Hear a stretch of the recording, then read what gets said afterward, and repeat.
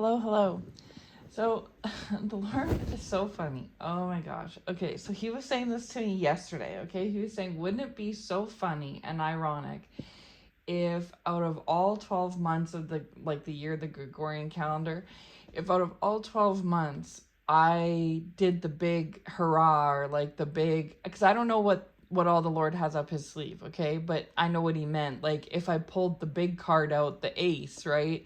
In October, the month out of all 12 months that these adversaries think that they have all the portals and energy and like everything on their side. You know what I mean? Like out of all the months of the year, the most like evil month, the most like demonic month is October, right?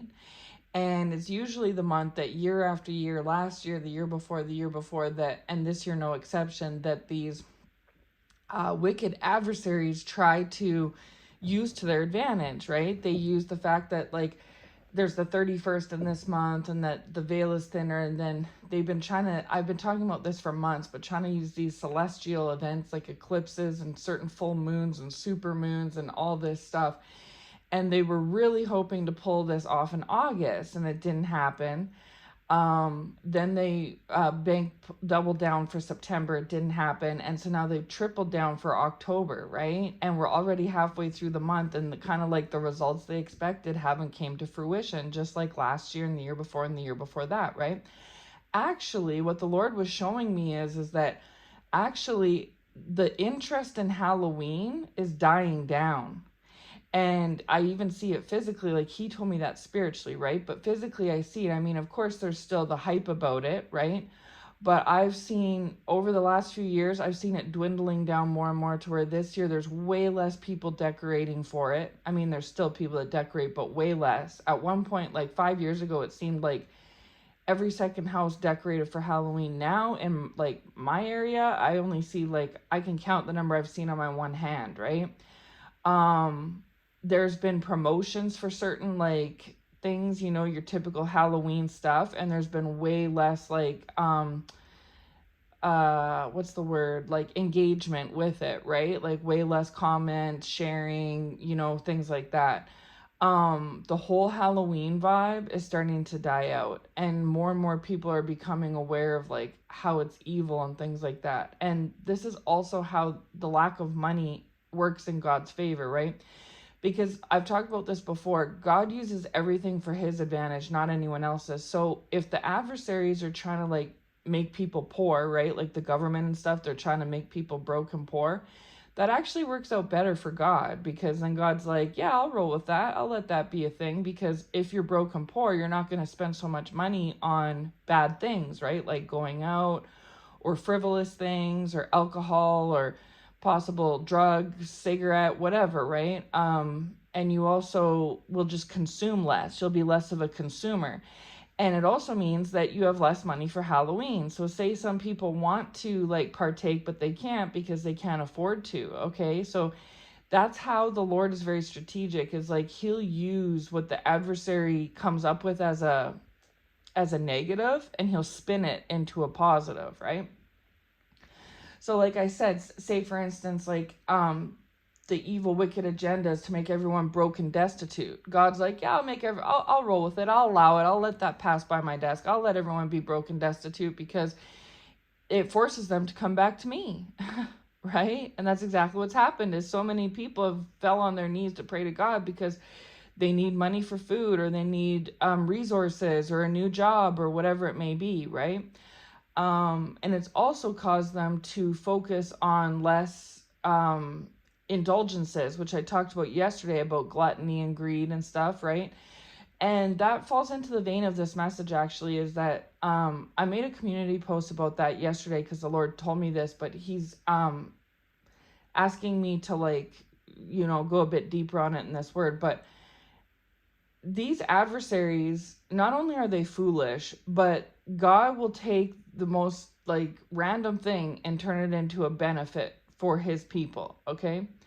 So I talked about this in yesterday's word, where these adversaries wanted to make you broke and give you nothing, but then at the exact same time, they wanted you to fall into sin traps. Well, make it make sense. That doesn't make any sense. So let me get this straight. You want to create situations and obstacles so that the children of God and the chosen ones don't have money or resources or assets. You want to make sure that they're with absolutely zilch, nada, zip, zero, nothing. Okay.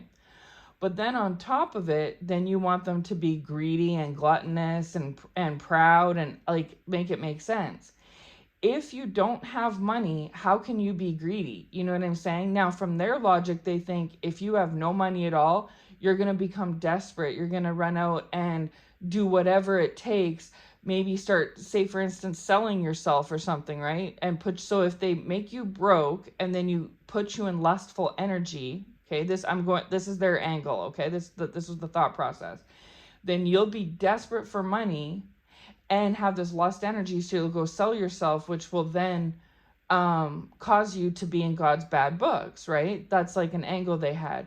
Or say, for instance, you don't have money, so then they want you to go and you're desperate, so then you end up like, due to your desperation and then the wrath they were sending you, right? You'll be in anger that you don't have anything, or you'll be vengeful or hateful or rageful, like Wrath was describing, which would then cause you to go and commit crimes of some sort, right? Money laundering, fraud, whatever it is, stealing, theft, to try to get money. Do you see what I'm trying to say? Like, this is how they were trying to angle it. Like, they were trying to overlap. So they're like, I know. Step one, we'll give them nothing. So we'll make it so they don't have any people, no support system, no money. Then they want to take everything. Like, we'll take their vehicle, their house, this, that, and the third. They'll be left completely penniless and destitute. Then the next layer is, then we'll send this evil energy towards them to act out in these sinful ways, these very specific 7 deadly sin ways, so that then they're in God's bad books, and then they don't have the love or support or favor of God. So now they have nothing and they're broke with their back to the wall. They're desperate, and this will then put them in a situation to have to go and perform things out of lust, out of wrath, out of greed, out of pride, out of gluttony, right? They also banked on you being so proud as a person, and also because they sent like pride towards you, that you wouldn't want to look bad. So then you would go and do things to try to cover up your situation, which would then bode in the vein of pride, right? And then as I was reading yesterday, pride is the doorway to everything else. And so like, this is what they were doing, right? Like, they were trying to overlap all this stuff. Like, it was layer 1, then layer 2, then layer 3. And they made this like layer cake, that if there's this first layer of nothingness, then they layer in this spell work and these evil agendas, right? Then the third layer is they gossip and set you up to look bad and terrible and horrible, that this cake will be so layered up that even if you get out from under layer 1, there's still level 2 and 3, or layer, right? And if level, layer, whatever, if you get out from level 2, layer 2, now there's level 3. You know what I'm saying? This is what they were trying to do. This is how they were trying to trap you. So that no matter where you walked, you stepped into a snare. It was like either you're walking like a landmine and you stepped into pride, and then you got caught up and it led to other things, or caught up with the Lord. Or you stepped into, lack, like where you were in lack. So they tried to send you lack so that then you'd act out of gluttony. Like, it would, how they talk about, like, say you don't have any money and you haven't ate much, and then you get like $100 and you just overindulge, right? You just go full blown. Like, you would just, because it's like you're so hungry and desperate, you went without for so long that you overdo it, right? You buy like 5 burgers or something, or I don't know, like, I don't know, I don't have that kind of a mindset, right? But I'm just going off what the Lord was showing me. And so this is what they were trying to do to chosen ones, like, or where you didn't have anything, so then you'd be proud because you, like, even though you didn't have anything, you'd be in the vein of pride, and then you'd go and like steal clothes or something so that then you could still look presentable because you couldn't afford to get them, like.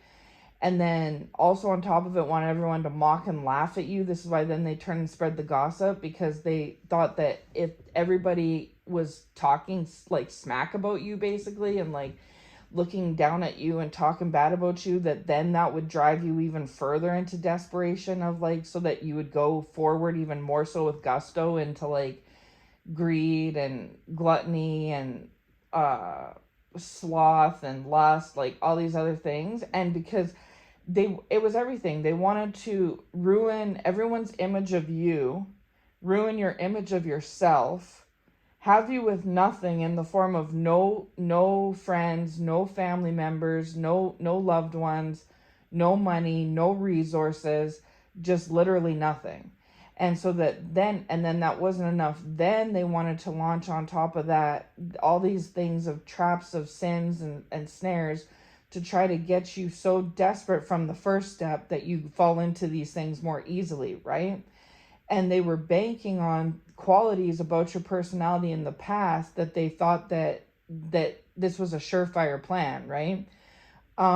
Then the ultimate goal also after that was to be in God's bad books, because when they started to see that you were going towards God as like your resource and your remedy, then they put into the next final layer, which was trying to stop your relationship and your support system from the Lord. Okay, so they wanted you and God to be estranged. They wanted God to be upset with you. They wanted you in God's wrath. They wanted you to have nothing physically, mentally, emotionally, or spiritually. They wanted everyone around, like anyone and everyone, to hate you and to look down and bad at you, and also have you feel hateful towards everyone else and look bad about yourself. Just a whole conjure pot of just hate and defeat and just complete, I don't even know how to explain it, like nothingness, more or less, right? And just all fueled up with like bitterness and hatred for yourself, for others for you. And it's why is because this is how they feel. Like, this is how they feel. And yes, they feel like this towards you, yes, but no. They feel like this about themselves. But they think that because they go to the gym, or they work and make money, or they get dressed up, or they wear makeup, or they have some 5,000 followers or 500 followers, or they have 10 friends, or a good family support system that loves them, or whatever it may be, they think that means that they must love themselves. Like, if they come across this message and hear me say this, they're like, that's not true. I love myself very much. I know I do, because look at me. I shop for myself. I take protein powder. I watch what I eat. I meditate. I go and work hard, so I'm surrounded by nice things. I have a loving partner that loves me, or I have friends, a friend system. I have friends around me. I have a family that'll pick me up if I fall, da da da. Like, this is how they reason it. And it's like every single thing you just said is outside of yourself, right? Like, they're weighing their status and the barometer of the love they have for themselves is crutched on and weighed on their partner, their friends, their social media following, their career, their money in their bank, the clothes in their closet, the makeup in their makeup bag, the gym membership. Like, it's crutched on outside things. Not one of those things is you and yourself. What would these people do if they were in your position and your shoes? What if they had people trying to turn those family members and lovers and friends all against them? And then they received, instead of support and love, they received hate from those people. And then they lost their job. And then they lost their bank account money, and they lost their followers, and they literally had nothing. They literally had to survive off of, a bottle depot money or something. And, they had to take care of their kids. And when they went and tried to get help from any resource, they had shut doors. How would they do it then? Now there's no gym membership. Now there's no nice clothes. Now there's no nice home. Now there's no designer things. Now there's no friends or supports or what. Now what do you do? Right? And so this is the thing, is like, they tried to strip all these layers off you down to where you were left with literally like nothing. And the Lord's just telling me Cinderella again. Remember in the Cinderella movie how she had nothing, and like they lived in this palace or whatever, and the sisters had money and nice dresses and always looked nice and presentable. but Cinderella was forced to be in like the cellar or whatever, and she was forced to be the chore girl, and it shows how she was wearing rags and all this stuff. So like they're eating 5-star meals and they want her to eat like bread, and they're wearing designer dresses and clothes and all dressed up, and she hasn't been, hasn't had it been able to wear nice clothes or be washed up in like a week. You know what I'm saying? Like, you know what I mean from the movie. That's how the Lord is showing it to me right now, that is like how they wanted it to be, where they're all, have this nice home, these nice things, this support and everything, but in reality they were nasty, right? Like those evil stepsisters or whatever, they were nasty. They weren't like nice people. They weren't nice to each other, they weren't nice to themselves, and they weren't nice to others, right? And so that's how some of these people was spoiled, nasty attitudes, where they had all these things and they weren't even their own things. It was things outside of them, and they weighed their measure on that, okay? But if they had ever spent one day in the position they were trying to put you in, they would have crumbled, buckled, and folded. They wouldn't have been able to withstand. If those evil stepsisters had to spend one day living what Cinderella did, right, her existence, they would have been bawling their head off. They couldn't have handled it. But yet Cinderella handled it every day. And not only did she handle it, Cinderella was positive and friendly. And even though they kept her isolated, she made friends with the animals, with the birds, the rats, you know what I mean? And so that's how the Lord's showing it with me, with you, chosen one, is that no matter what these people did, they couldn't succeed because they couldn't crush your spirit. Because even though they had stripped you down to the bare minimum, no 5-course meals, bread, no nice clothes, just rags, you made friends with the animals, and obviously, but you know what I'm saying, right? You made friends with God. And so this is the thing, is you went to, like, you're probably even the type of child, chosen one, that growing up, if you didn't have much toys, just say for instance, you like played like imagination games or something, you know what I'm saying? Like, I don't know, or like you might have wanted to read certain books and they weren't available, so instead you just like read like educational material, like an encyclopedia or something. Like, you're like that, chosen one. This is how the Lord's showing it to me, is like you're resourceful. Like, it's not, you won't, I don't know how to explain it. Like, they wanted you to have so little of anything that you would become desperate, and just that you would like fall all over yourself trying to go after things, right? Like, oh, I need money so bad, and you'd be out like trying to steal or like sell yourself, or like I said, like something like that, or sell everything you own, or like they thought that you would go in this overly desperate, falling all over yourself type of energy. And the reason they bargained on that is because that's what they would do in that position, right? But they don't understand that, just like in Cinderella, the wicked stepsisters had a certain way of behavior, and Cinderella had a way of behavior. And we can see as the watcher the difference, right? It was like that, where when your back was against the wall and you're kind of like in a tough spot, when they were expecting you to buckle and fold and be in this desperate energy, actually instead you rose, like, I don't know how to explain it, Lord. The Lord says I'm explaining it just fine. Okay, thank you, Lord. But yeah, you made the best of the worst, right? You made the best of the worst. And they didn't think that you would be like that, but that's why you're a chosen one, because you're resilient and you're resourceful and things like this, right? Like, if you have to talk to a bird just to have companionship, you'll do it. You know what I mean? Like, you know what I'm trying to say, right? Where, if you have to live off bread for a month, that maybe isn't your top choice, of course, but you'll do it, right? And you'll come up with a creative way to like somehow make some jam to go on it.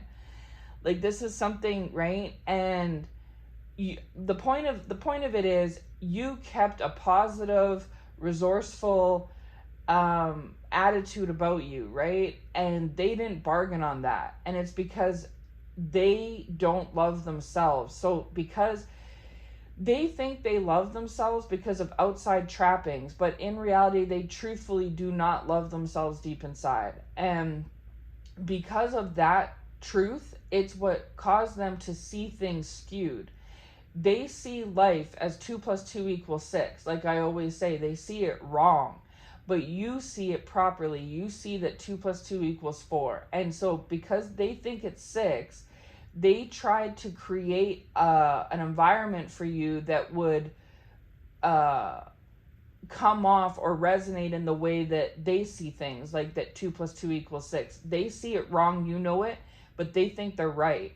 And so because of that, they created a scenario that incorporated 2 plus 2 equals 6. But because 2 plus 2 doesn't equal 6, and you know that, you didn't fall for that gimmick. Like you were like, no. And so you went about it, you moved in a totally different way, in a way that they never saw coming or expected, right?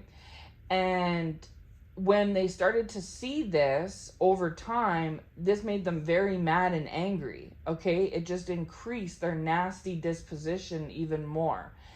And it's because there's many contrasts between you and these adversaries, chosen ones, but one of the contrasts is that God loves you, you love yourself, and you love others. So ultimately it came down to heart. And it's just like in the Cinderella movie, what it came down to was heart, right? Cinderella had heart, and the evil stepmom and stepsisters did not, right? And that's what it came down to, essentially. And that's one of the things that drew the prince to Cinderella, was her heart. And yes, it shows that like she was more attractive than the stepsisters, but you know why she was more attractive than the stepsisters? Was because of her heart. Because technically, you'd think the stepsisters would be more attractive. I mean, they're all makeuped up, they're clean, they're dressed up, they're looking fancy, you know, and Cinderella was not, right? But yet, Cinderella was always the star of the show, even when she was wearing the rags and being the chore girl and all that stuff, right? And it was because of her heart that the fairy godmother visited her in the first place. If she'd been mean and nasty, she wouldn't have gotten the situation with the fairy godmother. And then the fairy godmother blessed her with a bigger plan in mind. Cinderella just wanted to go to the ball, that's it. And the fairy godmother created a scenario where Cinderella was able to go to the ball, right? And Cinderella thought it was just going to be for a one-time thing. But the fairy godmother knew that, no, it's going to be more than that. Yes, you'll go to the ball, but you're going to meet the prince there, and he's actually going to come and give you a whole new life. And so that's what ended up happening, right? Cinderella did go to the ball, met the prince, and then from there it just went, right? And so why Cinderella got the glass slipper in the first place, we see it in the movie as, well, it was her reward for all the adversity she went through. That's true, but no, it was more so because of her heart. She was being rewarded for keeping a positive, sunny, disposition and heart space during what she went through. And therefore, it was custom made, and just for her, like it couldn't fit anyone else because she had a one-of-a-kind, unique type of a heart. And so when these adversaries, which are comparable to like these wicked stepsisters and stepmother, have this, like, this could be females, by the way, because that's how the Lord's showing me, but had this like high maintenance, superficial, shallow, putting more focus on the outside rather than the inside type of perspective. They tried to make the worst of the worst for you in whatever ways, physically, mentally, emotionally, spiritually, verbally, whatnot. And they saw that, yes, you did have you went from whatever you had to less, it did appear like you went into a lack, but yet none of the rest of everything was taking off. It wasn't coming to fruition. And they're like, what? And behold, to their surprise, somehow with everyone turned against you and all the odds stacked against you, you ended up still coming out, making the best of the worst and coming out on top in your situation. And when they started to see this, it infuriated them, right? And they couldn't get it. They couldn't understand, because you see 2 plus 2 equals 4, the appropriate, accurate, correct way. They see 2 plus 2 equals 6. And this caused them to just double down even more and try even harder, but by then it was too late. You had already received a visit from like the fairy godmother, which was God. And he had already blessed you because of not only what you've been through and what these evil people had done to you, but also because of your big, beautiful heart space, right? And I talk about that all the time on this channel, is about the heart, how your heart is circumcised and their hearts are not, right? And then it comes down to that. And so the Lord blessed you from there on and has blessed you ever since, and he's going to continue to bless you. Not only because of what these evil, wicked people did against you and what you've had to go through, but the most reason is because you kept a positive, loving, tender heart throughout the whole ordeal, right? And the whole goal was to try to make you cold-hearted and black-hearted and turned off and mean and nasty, just like they are, right? And when you say, oh, well, it's because, you know, I've had nothing and still maintained love for myself and love for others, you had 10 times more than me and still didn't love yourself and others. And then they would argue with you and say, well, I do love myself because I go to the gym and I take care of my diet and I do my hair every day and I wear these fancy clothes and I have a lover or I have friends or whatever it may be. And it's like, yeah, but none of that stuff is real. Because like the stepsisters and evil stepmother had each other, right? So Cinderella was alone with nobody or nothing, and the stepsisters had the evil stepmom, and the evil stepmom had them. The three of them had each other, but you saw from the movie that they were all mean and nasty. So that's the thing, is that these adversaries have cold, dark, black hearts, and everyone around them does too, because like attracts like. And so while their family might be supportive to them, their family doesn't genuinely care about them. Their family has cold black hearts, and so do they. And so they share this in common, right? But they all share something else in common too, that they think that because they put on airs and put on a good outside, a good shell, and a good representation on the outside. Look at us, we all have nice homes, we all have good jobs, we all dress nice, you know, we all have marriages, and we all have this, that, and the third, and whatever else, that means that they must have some sort of high level ranking or something. And God says no. If every single one of you all, if the evil stepmom and the stepsisters were put in the cellar like Cinderella was, and all that stuff was removed and taken from them, they wouldn't be able to survive it. The only reason why Cinderella survived it is because she has that beautiful heart, right? And that's something that can't be taken away or tainted or destroyed or ruined. And trust me, they tried. They tried to ruin and taint and destroy it, but it didn't work, because God was like the fairy godmother in the movie, where he came and was there to bless besides. Okay? So without your heart, it would have been a different outcome, and without God, it would have been a different outcome.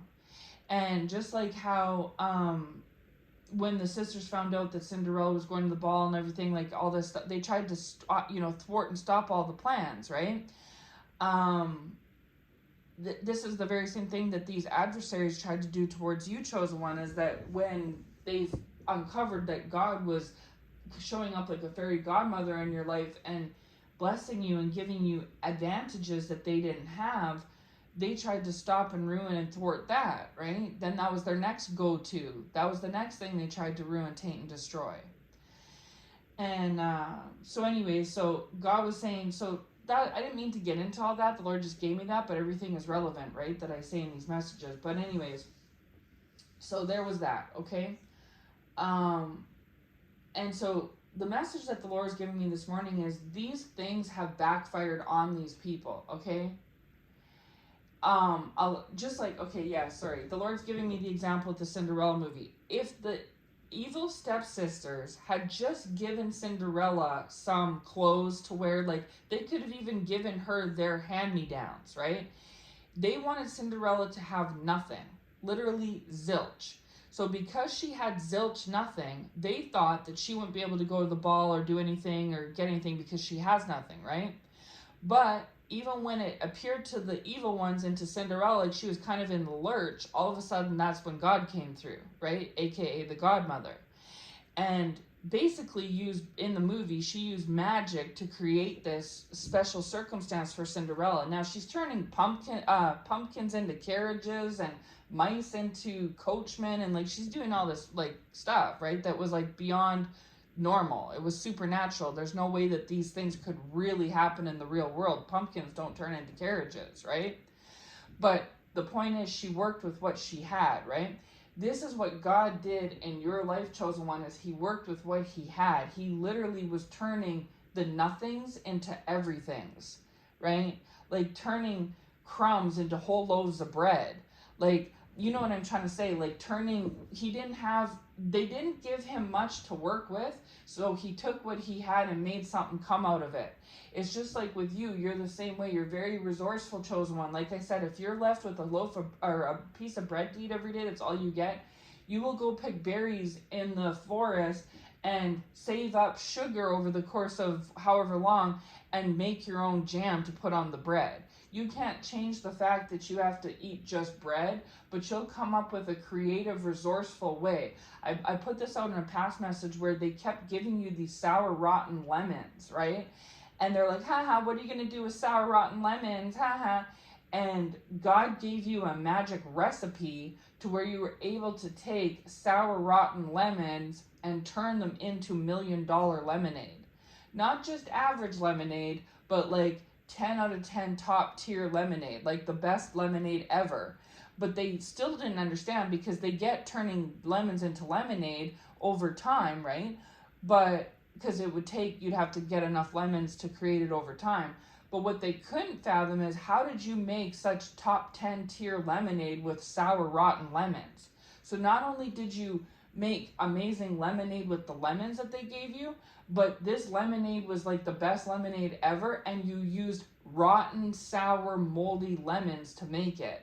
So wouldn't you think that the lemonade that the lemons would make would be rotten, sour lemonade, and no one would like it or drink it? But somehow, some way, it's not like they even gave you good lemons to make good lemonade. They gave you bad lemons and you still made top tier lemonade. You see, the Lord gave that to me like a couple weeks ago, and then now with this. So he's saying that you have this resourceful way about you, chosen one, and it's connected to your heart. And you've shown yourself and these adversaries in God that you know, who you really are, right?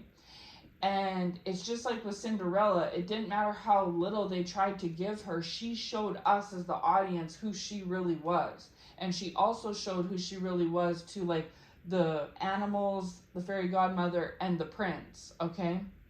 So it didn't matter what these evil stepsisters and stepmother did, or how they looked at her, or how they talked about her. Even when the prince came, the stepsister like, Cinderella, you don't want to talk to her, ew, you know, type of a thing.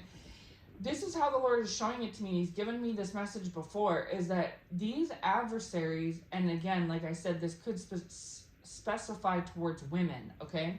But for you men, it could be men, and you women, it could be women. But this is just your adversaries overall in general as a whole, is that they all share this superficial, materialistic, nasty, miserable attitude, okay?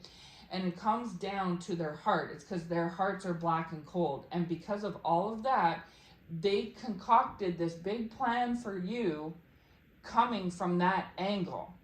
But they didn't realize that you aren't like that. You actually you're truly chosen, you're resourceful, you have a positive disposition, and you have a heart of gold. And no matter what position you're put in, whether you're in the pit or you're in the palace, the pit like Joseph or the palace like Pharaoh. Oh, hallelujah. The Lord is saying it's just like the pit and the palace with Joseph's story. It doesn't matter where you are in the scenario, you're going to overcome it and make lemonade out of lemons, okay? Even if those lemons are sour, rotten lemons. And the Lord was actually saying that to me the other day about Joseph too, as he was reminding me that in the story of Joseph in Genesis, Joseph's brothers sold him into slavery, right? They were actually going to kill him, but they decided to put him, they threw him down that, I can't remember, cistern, I think it was, a well or something. They threw him into something, and they were going to leave him there. But then they thought it was a better plan, because this caravan was coming of whatever, to sell him to them, right? As a slave. And so they went ahead and did that. And then off Joseph went. And then I think after that, he ended up working for Potiphar. And then he got falsely accused by Potiphar's wife. And then he went to prison wrongfully, right? He was wrongfully accused, trying to put an innocent man in jail for a crime he didn't commit.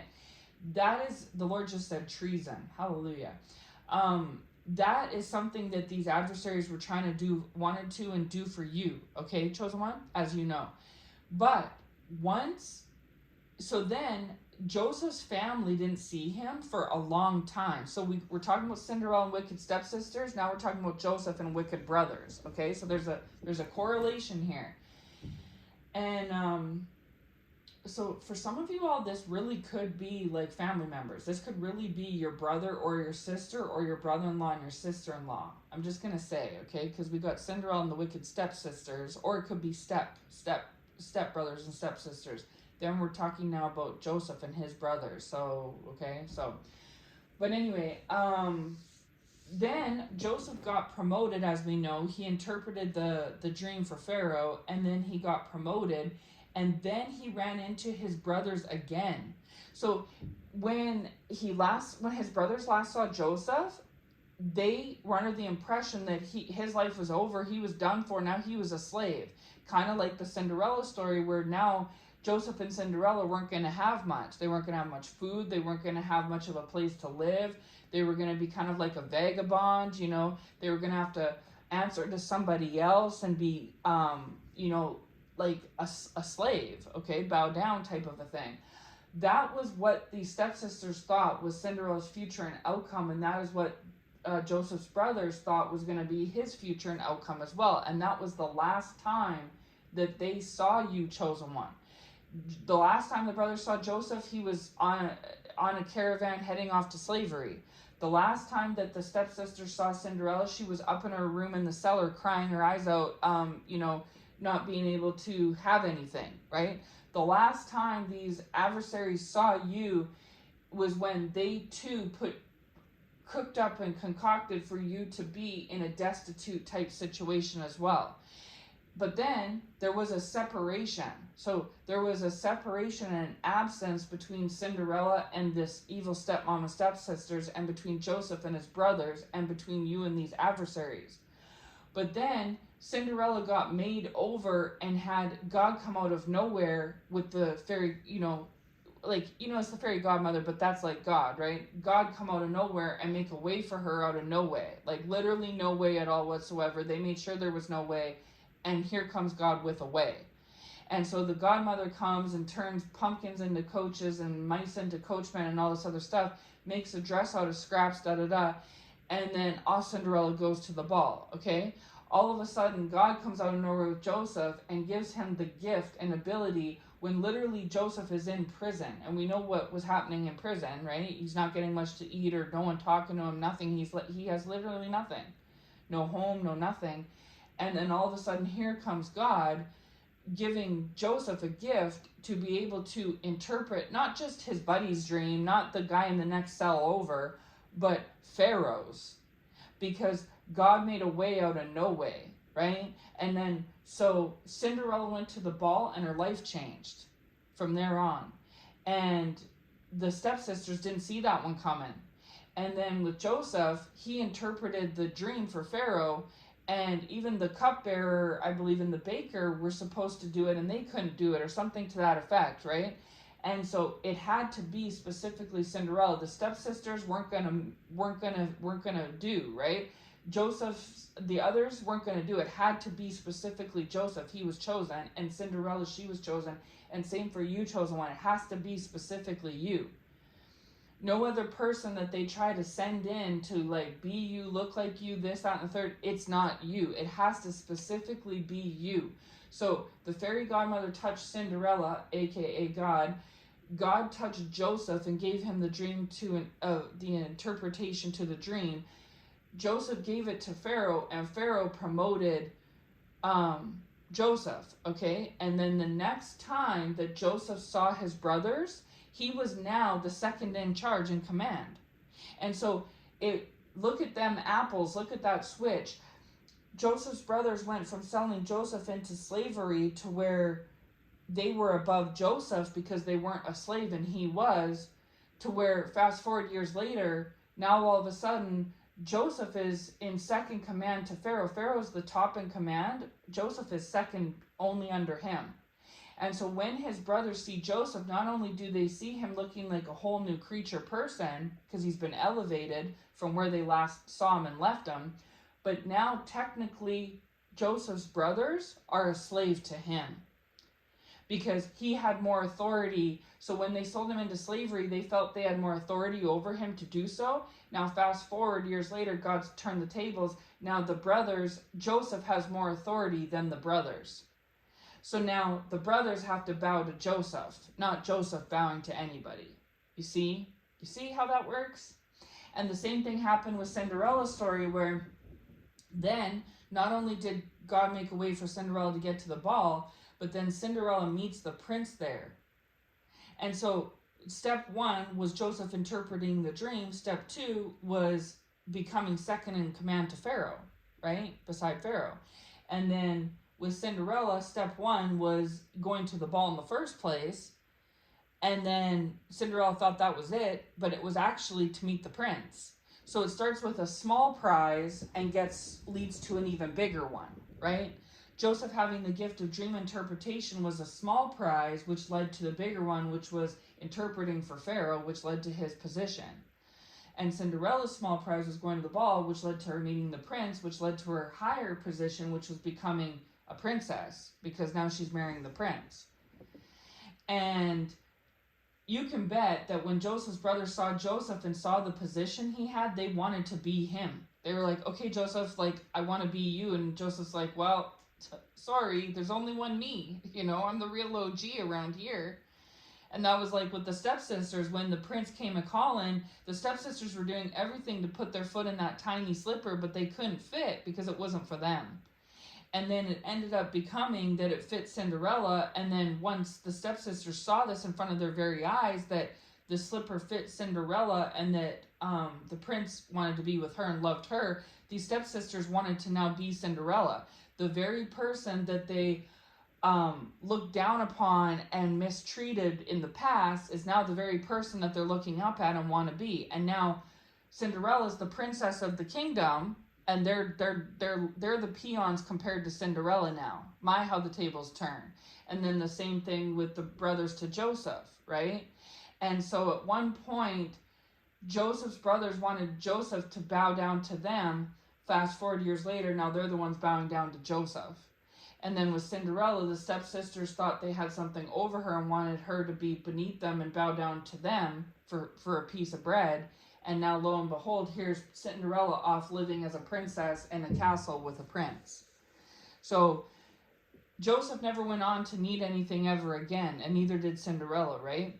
And it's because they were the specific chosen ones, and it was their heart, not only the adversity that they'd wrongfully been put through by people that had no right to do it to them. And these are people close to them too. Like, these were Joseph's brothers. These weren't just strangers. These were his brothers. And this was Cinderella's stepsisters and stepmother. Like, they're not family through blood, but, you know, they're supposed to be like family, right? Because I don't know how it went, but I think Cinderella's dad was married to the stepmom and the stepsisters, and then he passed away. And so I think actually everything that was kind of there was supposed to be Cinderella's, but because she was a child, the stepmom took it all, right?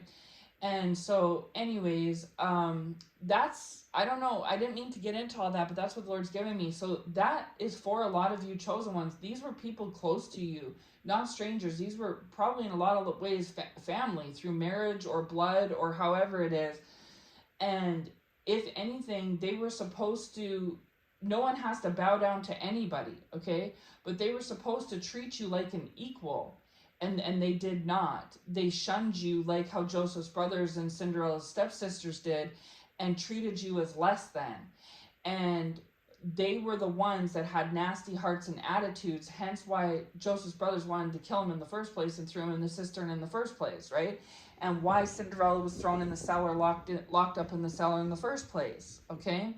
It shows. But they think that because they put on a clean shirt, or they, put on fancy makeup, or they, smile big and talk nice, that must mean that, everyone, they're so great. Remember when the prince showed up at the stepsister's house, how nice they were to the prince?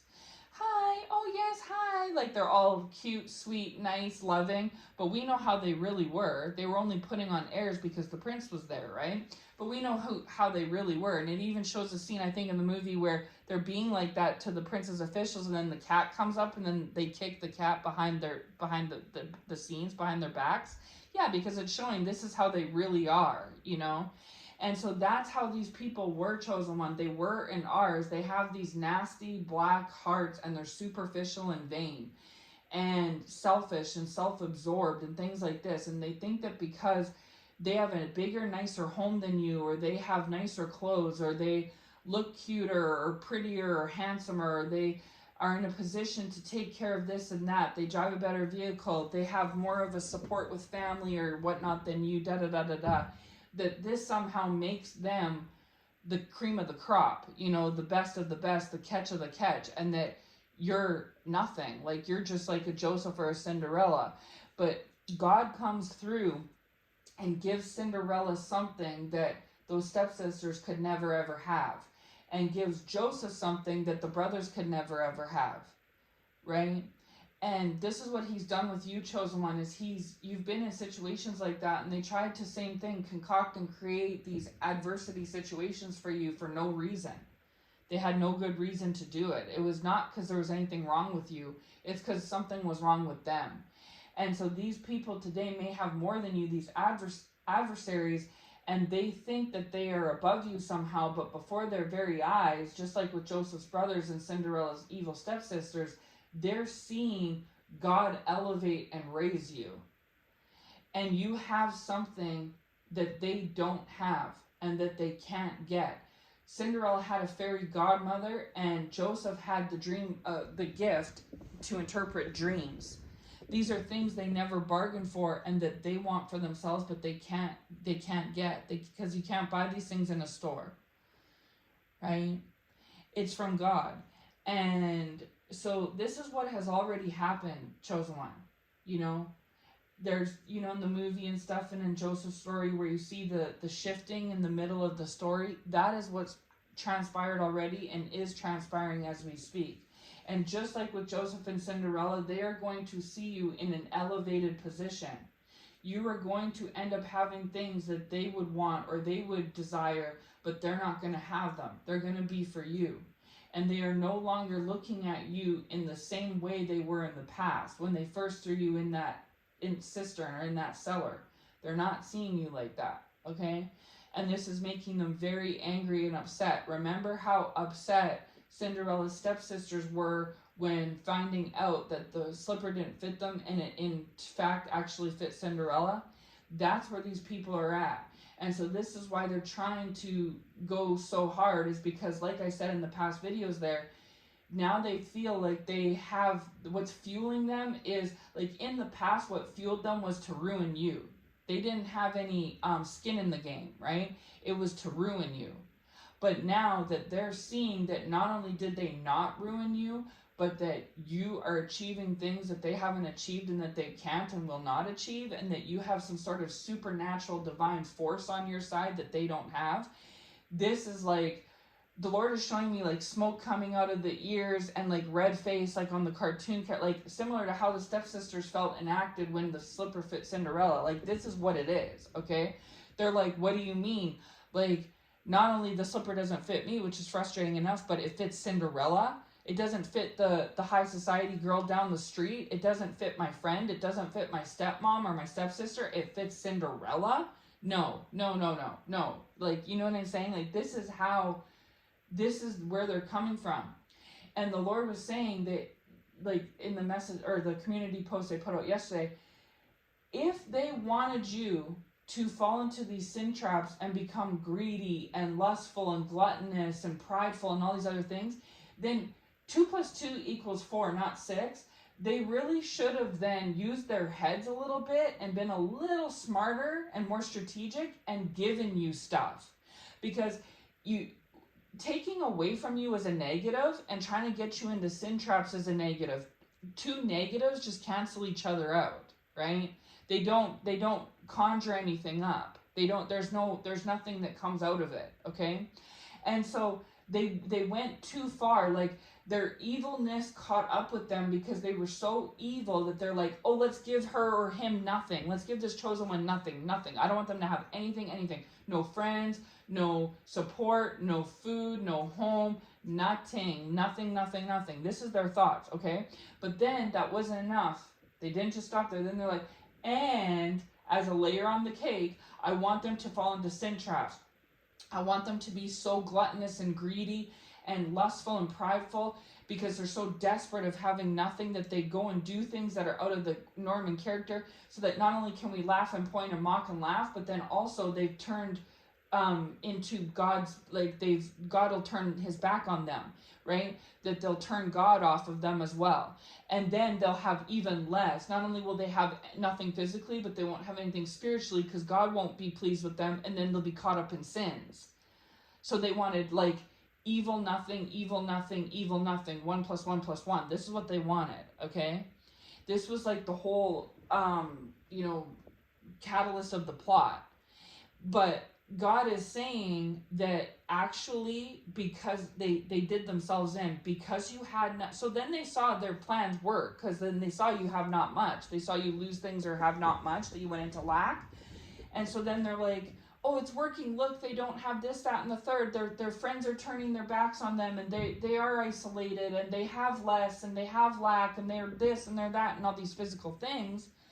So then they're waiting for part 2 to play out, where you fall into these sin traps, but it wasn't happening. And then they're waiting for part 3, where now all of a sudden, there's a wedge between you and God, and it's not happening. And they're like, what's going on here?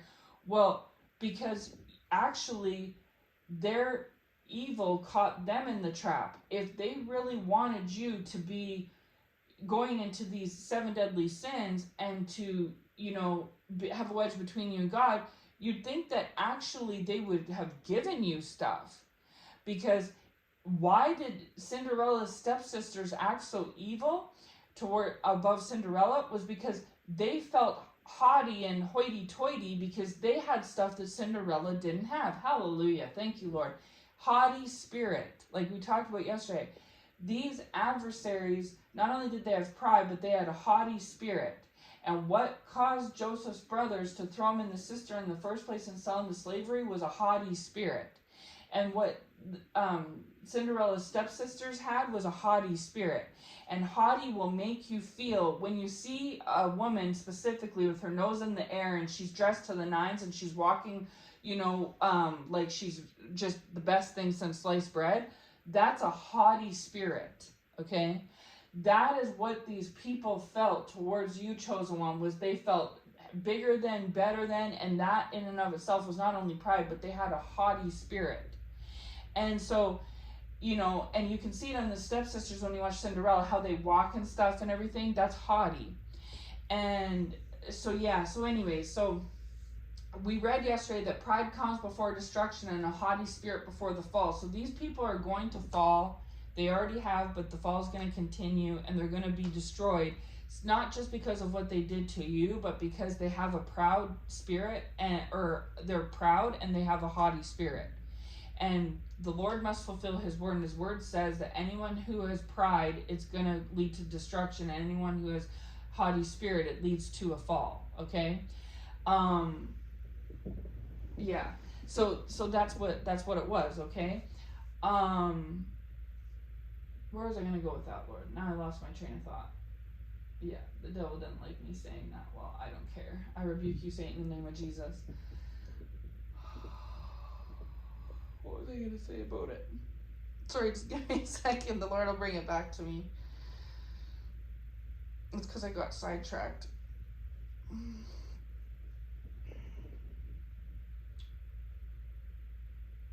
It'll come back. Anyways, I'll move on. But yes, so these people should have just given you stuff because, oh, that's it. Thank you, Lord. Hallelujah.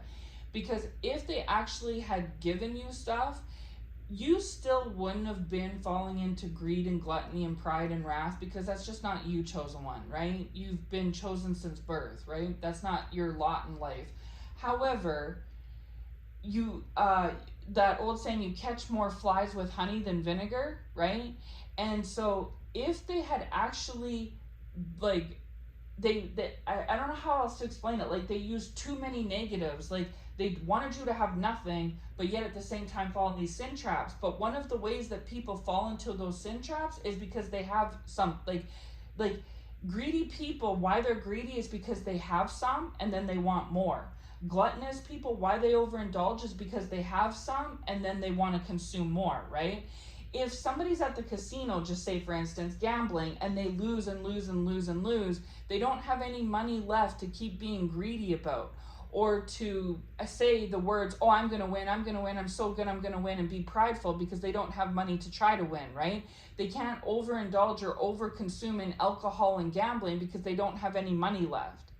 You see what I mean? So if you want somebody to ruin their life gambling, you wouldn't not give them money.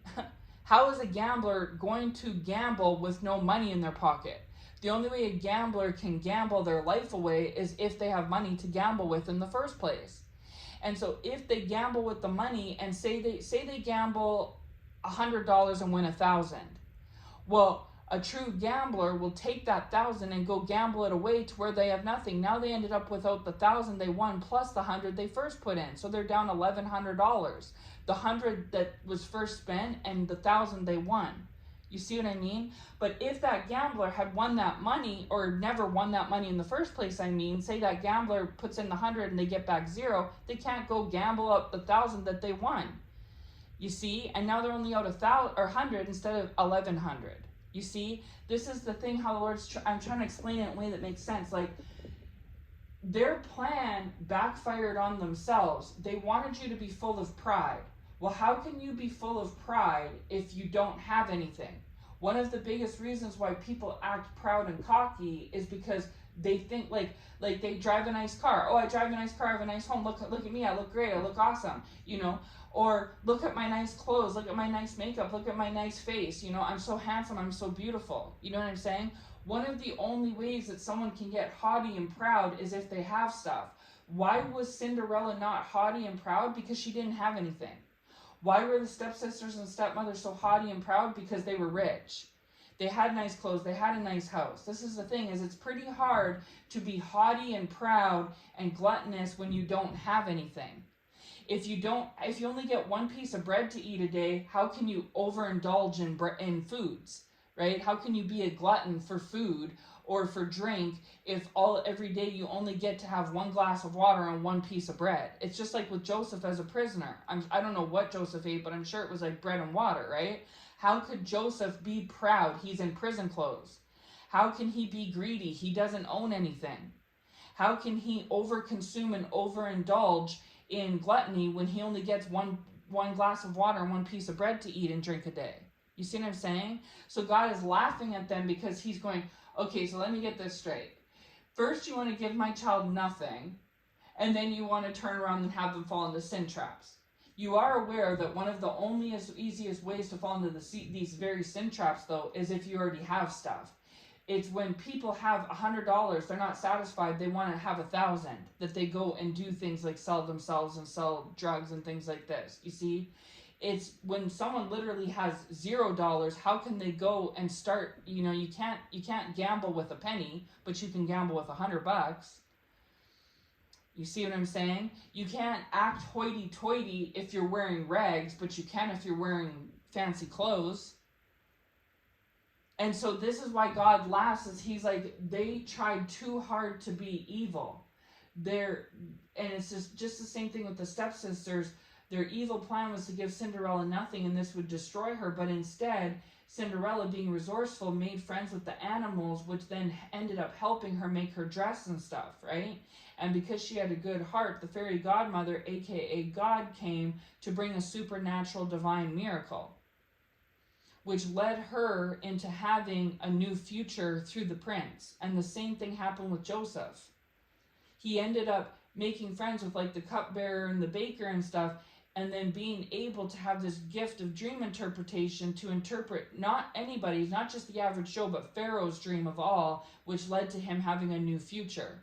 Which then later on, when the brothers came to pass, not only did they see that Joseph was still alive and well and he was no longer a slave, he was actually in a higher authoritative promoted position than them. And then if anyone's bowing today, it's going to be them bowing to Joseph. Because he had the ability to snap his fingers and have something terrible come to visit his brothers if he chose to.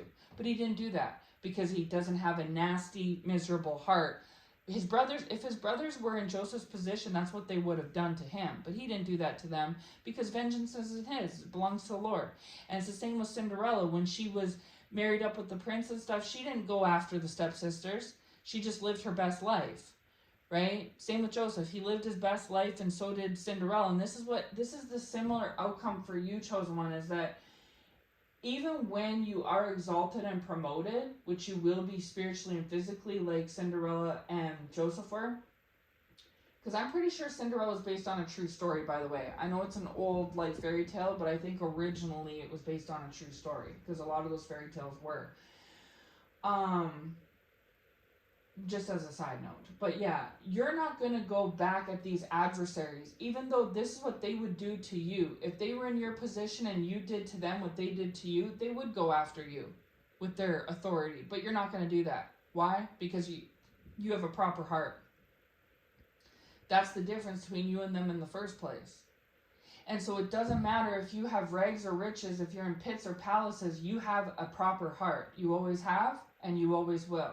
And no one will be able to ever take that away from you. And so this is the thing, is all these little plans have backfired. They tried to separate you and your kingdom spouse. Okay, this is something else the Lord was telling me. They tried to separate you and your kingdom spouse, but like it's because they see things skewed and it caught them up. Like their 2 + 2 = 6 thinking that is wrong and far-fetched and skewed and just not proper is what caused them to conjure up these like ill-fated plots and plans to begin with, right? In their mind, they think, oh, if we turn the spouse against them and have the spouse think that they're just a prisoner like Joseph or just a pauper girl like Cinderella, they won't be interested in them anymore. And then if we wedge between them, then Joseph or Cinderella or the chosen one is going to be so upset and brokenhearted and destitute that they'll just fall to pieces. But they didn't see that happen with you, even though there was this distance. So sure enough, Joseph did go into slavery and Cinderella was the chore girl, and you may have been in separation from your spouse. But lo and behold, the absence has actually made your spouse's heart grow fonder. You know that old adage of absence makes the heart grow fonder? That's what's happened with your spouse. And so if they wanted you and the spouse to break up, they actually would have been more beneficial, fruitful to just leave you all alone. Because if you and the spouse are around each other, you're going to be at each other's throats, right? You're going to get annoyed by them, they're going to get annoyed by you, and you all will do this to each other organically, right? Naturally. And so it's not to say that y'all would break up if you were together, but if these adversaries wanted a breakup between you and your spouse, they would have actually been better off having you all just be together. Because if a breakup was in the cards for you all, it would have more likely happened when you all are with each other 24/7, tearing each other apart, right? But no, instead they thought they were smarter and clever and were like, no, I know, we will separate them and break them up and then they'll fall apart forever, because if they don't see each other or talk to each other for weeks or months or years on end, then what's to have, right? But the absence of you being gone and them being gone, the distance, the separation, actually worked out worse for these adversaries, because in that absence, this spouse's heart grew fonder towards you than it originally was. So on a scale of 1 to 10, this spouse felt a 5 out of 10 for you when you all were together. And now today, you all have been apart, right? Now the spouse feels a 9 out of 10 for you. And so this backfired. Like the Lord's laughing because he's like, I let you separate them. I allowed it. I gave it the green light because I wanted to prove this point to this spouse through this absence, that their heart is really with you, okay? And that's been proven to them. But that wouldn't have been proven to them with such strength and vigor if you and this spouse had been together 24/7. And then also proving to these adversaries that the old adage of absence makes the heart grow fonder, that what they actually created and saw working out, they looked upon and saw that there was distance between you and your spouse and were laughing and kikiing. Now they're seeing that, oh, wait a minute, oopsie daisies, this spouse actually seems to care more for this sorry, this chosen one than they did before. What? And God's like, yeah, because you dummy, you separate. I'm sorry. You separated them. Like, what did you think was going to happen? Like, if you wanted, them to hate each other, if that was the goal here, you should have actually put them in a room together. Because then they would have gotten on each other's nerves like people do back when the spouse's heart was a 5 out of 10. You would have, you catch more, you get further with honey than you do vinegar. You know what I'm saying? Like that kind of a thing. So they should have actually given you sweetness or positive, like given you, right? Give you, if they want you and your spouse to be done and over, what they should have done in the past was given you your spouse. The fact that they took the spouse away, they thought was a point for them, and it actually caused a derailment of the plan, if that makes sense. It backfired, okay? Then with you having nothing, like financially or whatnot, or whatever it may be, tangibly, they thought that would force you to go and do like all kinds of like nefarious acts, whether they were like perversion ones or criminal ones or whatever. I don't know. Like, I'm just going off the Lord is saying, like, I don't operate this way, okay? But this is what they were trying to assume would come about from this, okay? But instead, it caused you to take your nothing and accept it. And like I said, they were giving you sour, rotten lemons to eat. That's all you got to eat. And they were laughing like, ha, all you get to eat is sour, rotten lemons. What are you going to do with those? And you ended up, the Lord gave you a magic recipe to be able to turn those sour, rotten lemons into top tier, unique individual, like people, a lot of people make lemonade. Nobody makes it like you. Okay. And you are going to get put on the map for your ability to make lemonade. Like your lemonade recipe is above all. And the other thing is no one can reason, like people understand making amazing lemonade out of amazing lemons, but how are you making amazing lemonade with rotten lemons? No one's ever done that before. It's very innovative and it doesn't make sense, okay? And I know that you know that we're not just talking about lemons here, okay? You know what I'm trying to say. Read between the lines, right? You have a magic recipe that the Lord himself has given you, like he did with Joseph. He gave Joseph a specific dream, Lord, a specific gift to interpret dreams that not every average Joe gets. And that in and of itself is what was the catalyst to put Joseph on the map. And so this is the same thing. The Lord has given you a special, innovative, supernatural, divine, one-of-a-kind recipe that other people are making lemonade, but it doesn't come off and taste like yours. And the other thing that's very unique about yours is somehow you've been able to do it with using rotten, sour lemons. And so the more sour, rotten lemons that these adversaries throw your way, the more that you're smiling and jumping for joy and happy, because you're able to take those sour, rotten lemons and keep making and manufacturing this top tier, amazing lemonade. And so in a way, you don't want them to stop throwing sour, rotten lemons at you. And they're laughing and hoping it'll pay off and all this. But they're not understanding, because they think 2 + 2 = 6, that you're taking those lemons and making this amazing lemonade out of it that is actually going to make you very prosperous in the future, right?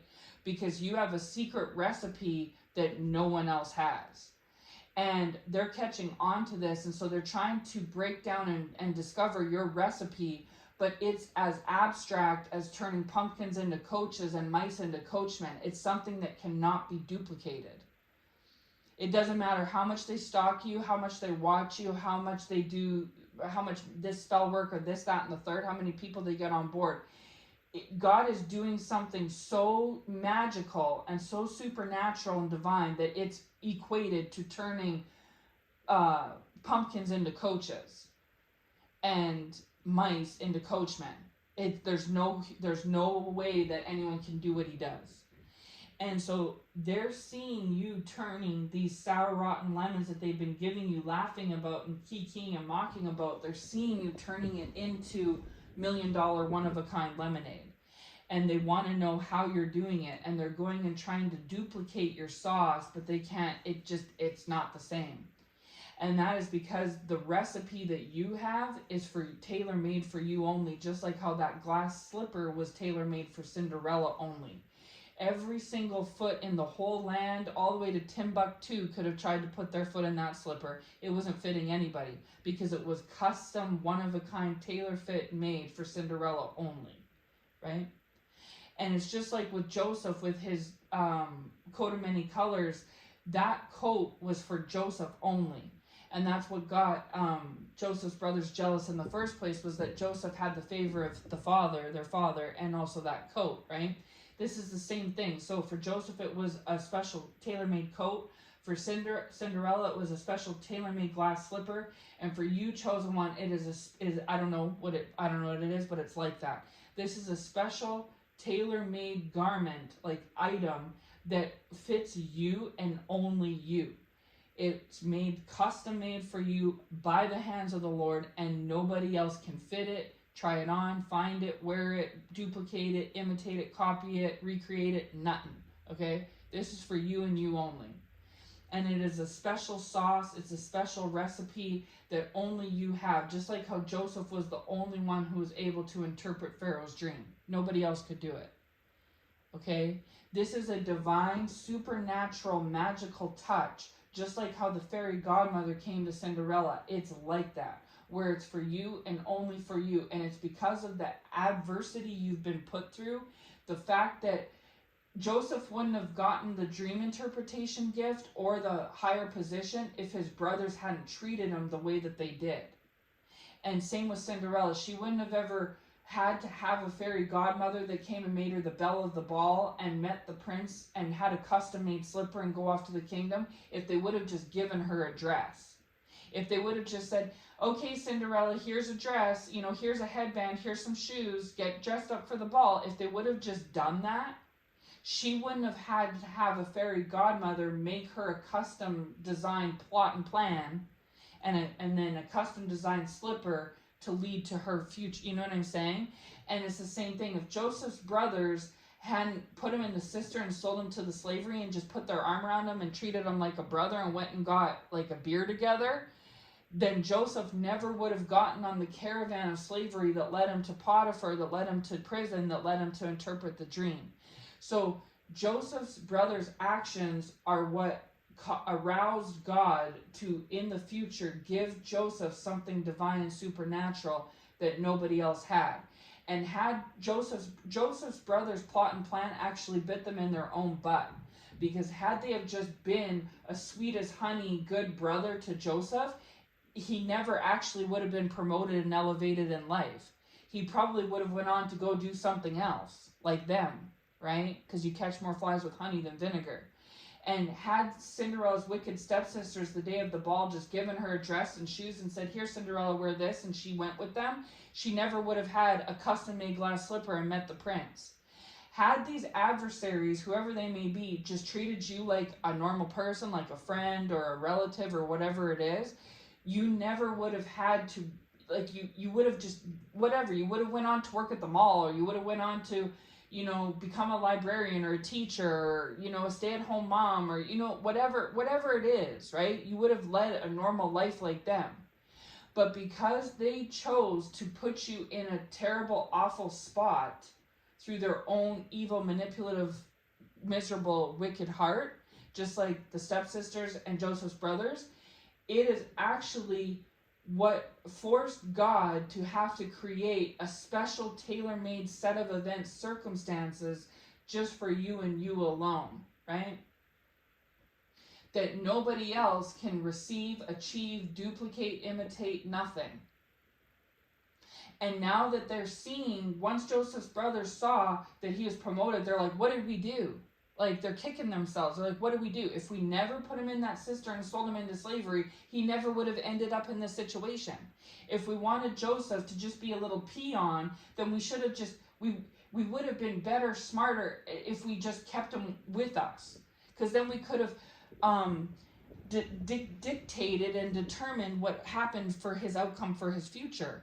But because we chose to go for the jugular and go for the worst of the worst and sell him into slavery thinking that was the end of him, God had no other choice but to come in and intervene. And we gave God a lot of slack and a lot of room because Joseph didn't have anyone around him, remember?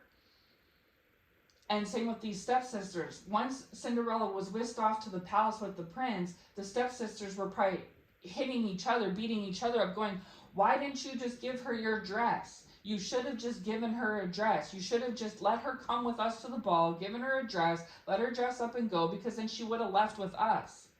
And then we wouldn't have let her dance with the prince, but because we left her in the cellar room and locked her in there, then God came out of nowhere with a fairy godmother and created this whole special plot and plan for Cinderella only, custom tailor-made. Off she went to the ball, off she danced with the prince, left the slipper behind, and now the princess found her and off she goes to a better life than us. And this is a similar circumstance of what's currently going on and is going to happen in the future for you, chosen one. These adversaries are kicking themselves and are going to continue to kick themselves in the future because they are going to see that it was due to their own maliciousness that led you to receiving what you received. They would have been better off if they would have just left you alone, okay? The fact that they gave you, like they were eating a loaf of bread each. They each had a loaf of bread, right? They should have just been nice and used honey instead of vinegar and given you a loaf of bread like them. Because then God would look at it and be like, well, they're all eating a loaf of bread. Okay, fair enough, okay? But because the stepsisters were like, no, we'll eat loaves of bread and all you get is a slice. And so because they locked Cinderella away and only gave her a slice of bread every day for a long time, and they got to eat a whole loaf, God felt like this isn't right. Why are they getting to... So if anyone's being gluttonous, if anyone's being proud, and if anyone's being greedy and wrathful, it's actually the wicked stepsisters. Because they're sitting here being greedy, overindulging and over-consuming an entire loaf of bread apiece, but then only giving Cinderella a slice of bread and laughing with each other and hooing and hawing and going, aha, she only gets a slice, she only gets a slice.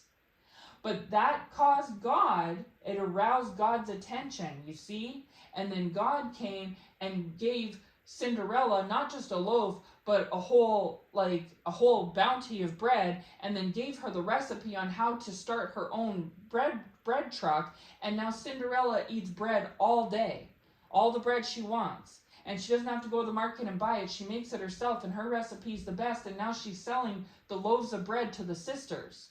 So now the sisters are buying their loaves of bread like they were 5 years ago, but the loaves of bread that they're buying are now coming from Cinderella. So now, who's bowing down to who? Now Cinderella's stepsisters are still eating the loaf of bread, yes, but now they're buying it from Cinderella, putting money in Cinderella's pocket, and now Cinderella is eating the loaves of bread that the stepsisters are eating, and then some. In the back of her truck, she's got 25 loaves of bread, and these sisters only have one. And so, ain't that a bite, is what the Lord said to me the other day, and he brought it up again. Ain't that a bite? Is like, this is the thing. This is when things backfire and they bite you in your own butt. They wanted you to have a slice of bread, chosen one. They wanted you to eat moldy, rotten, sour lemons.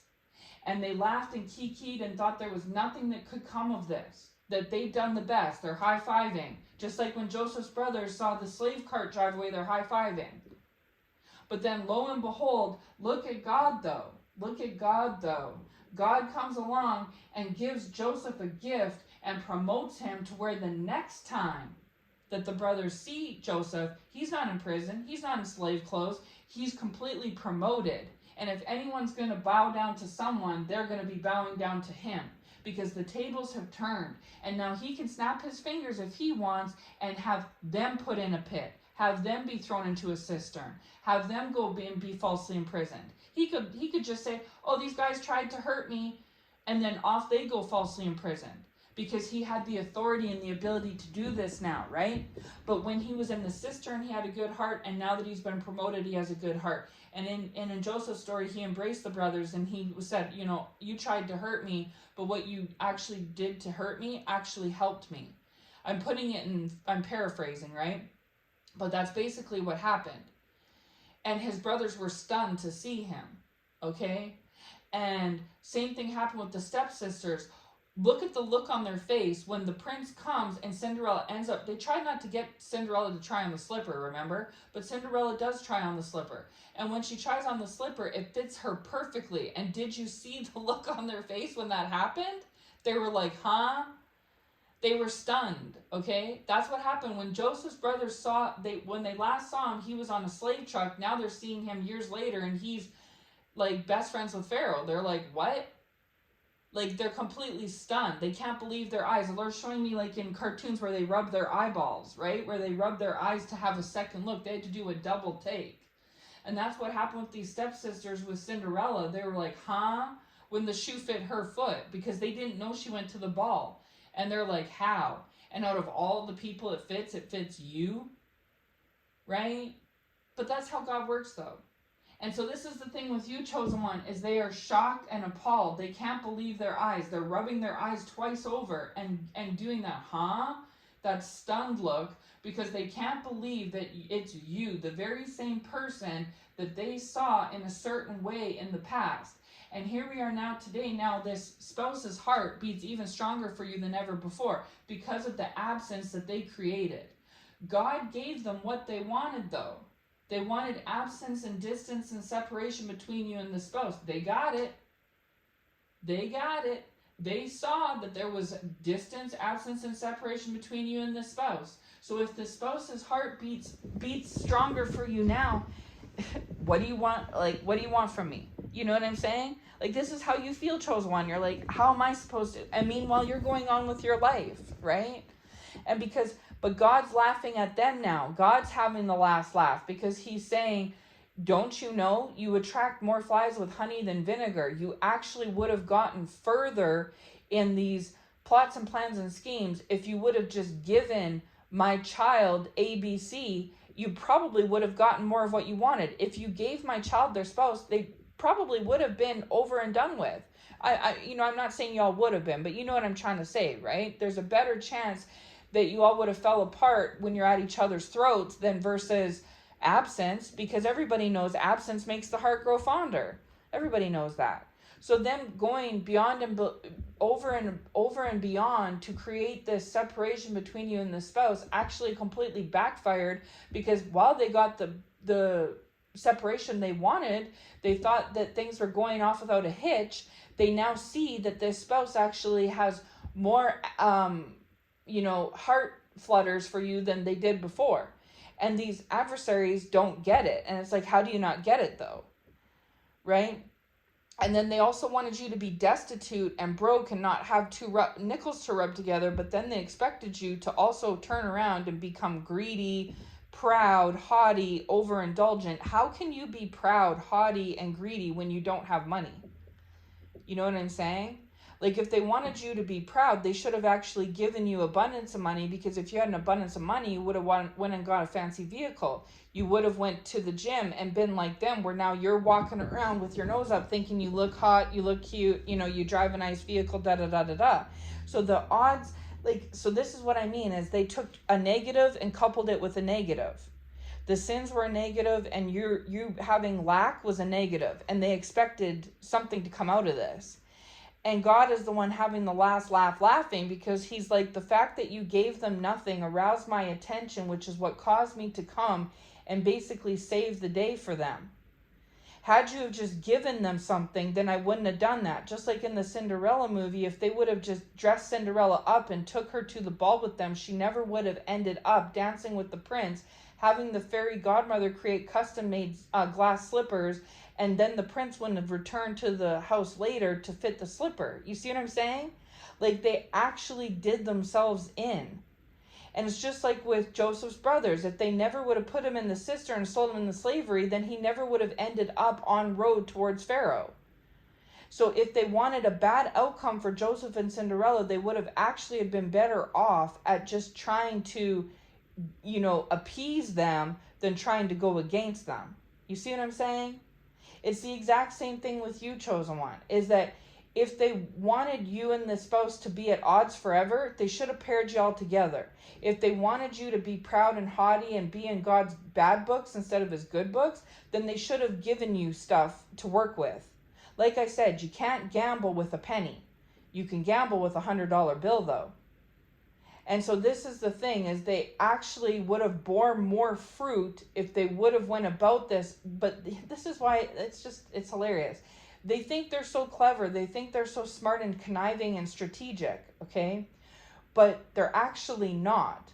Because if they were so clever, smart, and strategic, they would have saw this one, right? And they didn't see it. It slipped completely under their nose. And so they create this plan in the first place, and they're just laughing and think it's so just perfect. And when they start to see the proof of it, like they start to see the evidence of it, then they get even more. They start celebrating and jumping for joy and high-fiving, but they don't realize that while it may have looked at first like it was going a certain way, just like in the movie Cinderella, it looked like it was going a certain way, and Joseph's story looked like it was going a certain way. When you do this type of stuff to somebody and they have a good heart and you have a miserable, black, cold, wicked heart, this arouses God's attention, okay? This forces God to get up and come down and start paying some close attention to you. And this is why God saw what was happening with Joseph, and God's like,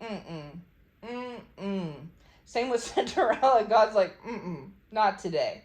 And so then this forces God to go and move supernaturally divine intervention in a person's life that the average person cannot interfere with, destroy, copy, duplicate, imitate, thwart, whatever you want to say. And so God created a special divine circumstance for both Joseph and Cinderella, and for you, chosen one, that these people, these onlookers, Joseph's brothers, Cinderella's wicked stepmom and stepsisters, and these adversaries are just like doing a double take on. And this is also, so on one hand, they're shocked and appalled and in disbelief, but on the other hand, they're angry and irritated and frustrated, right? But with who though? Because you're the ones that did this to yourself. Joseph's brothers had nobody else to blame but themselves. They put Joseph in that position. Same with Cinderella's stepsisters. Same with these adversaries. They're mad at you, but once again, they're wrong. Just like they were wrong before, they're wrong again. Who their beef and issue with is with you. Their beef and issue is with you, but who it's really with is with themselves. You understand? And so this is the thing, is like God is having the last laugh, as always, right? Because, they put God in a position where he really had no other choice but to promote you, and he did so, right? So anyways, that's the message. Again, please don't mind my, emotions. It's because I'm feeling like emotion on behalf of the Lord. You know what I mean? I sometimes will be irritated in the message or agitated because that's how the Lord feels. Or sometimes, I'll get emotional because I feel the Lord stirring the spirit in me, right? And sometimes I'll even be a little bit facetious about it, and that's because that's the Lord laughing, chuckling, okay? So just don't mind me, okay? But anyways, that's the message, chosen one, okay? Is that, like I wrote in the post in the community tab yesterday, is that what these people have done against you, chosen one, it has backfired, and they're starting to see the proof of that it has.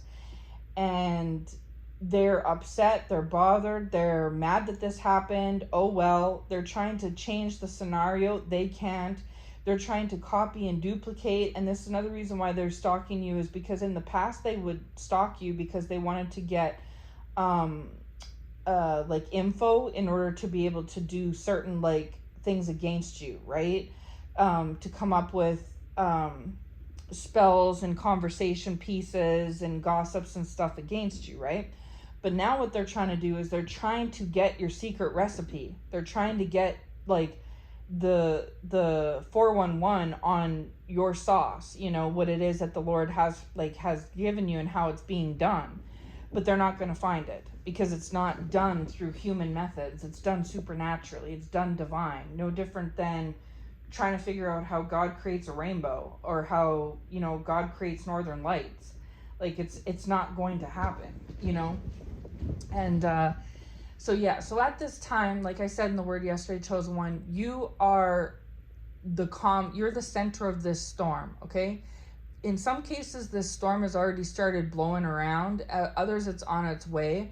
But you are the eye, the calm, in the center of this storm, because how the Lord is showing it to me is that they're trying to create storms for you. And there is no storm for you, and there's not going to be a storm for you. But it's because storms are getting riled up around them. And so this is like going on around you, you know what I mean? No different than how you see in like the Wizard of Oz movie, or like a cyclone or a twister where there's the center of it, right? And then everything's just whirling around it, whirling around, right?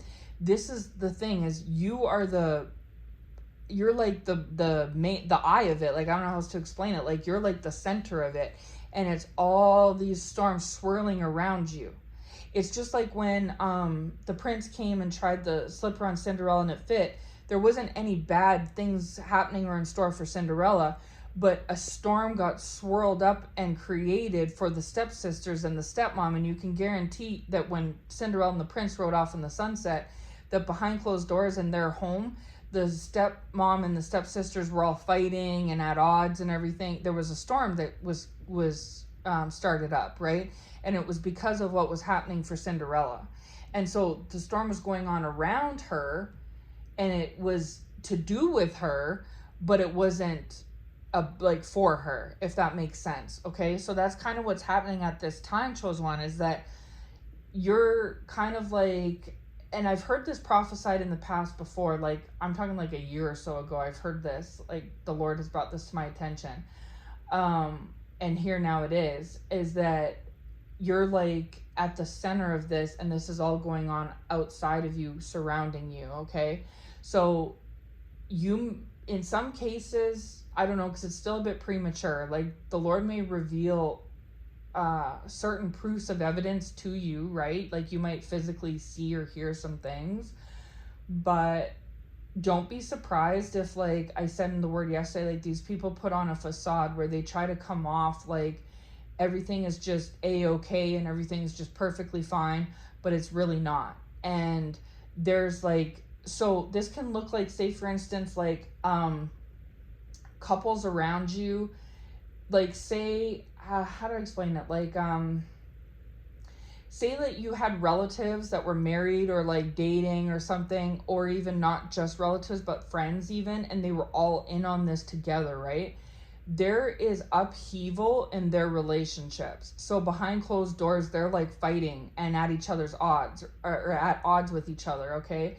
They're fighting and stuff, there's upheaval. Or there could be like money troubles or things like this, or a job loss, or like a sickness or something like this. And it's causing tension and upheaval and storms to swirl behind closed doors, okay? Now, in some cases, this may be made known to you through the Lord, like he may make you privy to this information. In other ways, this is, you will see this. Like, I hope it's making sense. Like, in some cases, you may not ever really fully physically know. It just will be brought to your attention spiritually, like the Lord will reveal it to you, okay? In other cases, this may be made known to you. Like someone may reach out to you, you know, today, next week, next month, and say, oh yeah, did you hear so-and-so broke up, or like so-and-so sick, or this happened to so-and-so, or so-and-so lost their house, or whatever it may be, right? Like, so in some cases, the Lord's just showing me that like 98% of this is behind closed doors, and they're trying to put an image out on social media or in person that everything is just hunky-dory, a-okay, but in actuality it's not, right? There's storms brewing and swirling and swirling around behind closed doors. So in some cases, the Lord will reveal this to you spiritually, where you actually don't really see any of it, but the Lord lets you know. And in other cases, this will trickle out and be made known, right? So it just depends, but that's something that the Lord was showing me. So like, yeah, there's like, you're the eye of the storm, you're in the center, it's calm where you are, but this is swirling out around you, because this is what's happening in the lives of people that came against the chosen ones. Okay. And in some cases it's unfolding as I speak, and others it's just starting to stir up and is going to start swirling around, in the future. Okay. They are going to try to look like everything is buttoned up and just fine, but it's not. It's really not. And the Lord will reveal in some of these things to you supernaturally, right? In other ways, it'll be actually physically, tangibly revealed to you. Okay, so either way. But anyhow, I'm going to get off here. This message is already an hour and a half long, as usual, so I'm going to leave this one here. But yeah, just know that the Lord has moved supernaturally and divinely in your life, chosen one, just like he did with Cinderella and Joseph. And it's to these onlookers, haters, surprise. And the two reasons why he did it is because of justice, because what they did to you was not right. And the other reason is because they have cold, black hearts, right? And you don't. And even so, before you went through these trials, you didn't have a black heart. And now after the fact of trials, you still don't have a black heart. You never have, and you never will. They are wasting their time, energy, effort, and resources in trying to make you have a black heart, because it's not going to happen. It's just like with Joseph, when he ran to his brothers after the fact, he mentioned to them that what they did to him had, they wanted to hurt him and harm him, but that, it actually worked out for his good, kind of a thing, right? And we saw that happen. That same thing happened with Cinderella. And you've been able to do to your enemies sour lemons they've been throwing at you all this time and laughing that's all that you get to have. You've been able to create $1 million lemonade recipe out of it that nobody else can reproduce, imitate, duplicate, manufacture, whatever you want to say, right? And believe me when I say they're hanging on your every word.